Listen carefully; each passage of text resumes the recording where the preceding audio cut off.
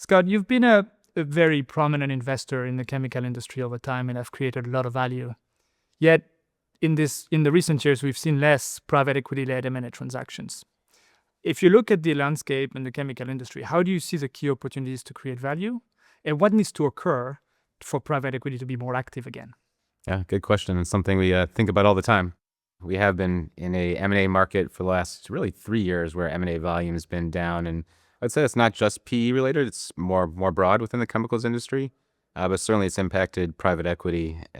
If I think about that, there's a few different reasons. And even coming into 2025, the street said that M&A market was going to be really robust, that the economic growth was going to start to move up, that interest rates may start to come down, and that hasn't happened.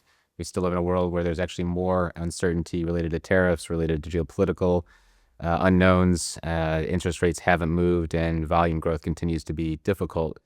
And what that has meant for us, at least in the markets we're looking at, is a really big buyer-seller disconnect on valuation.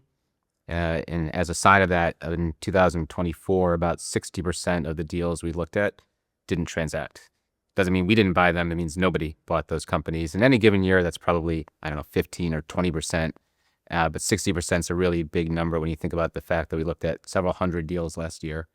And again, it's all because of the buyer-seller disconnect on value. So, what could change, I think was your question, to have volumes increase. And there's, a few different things.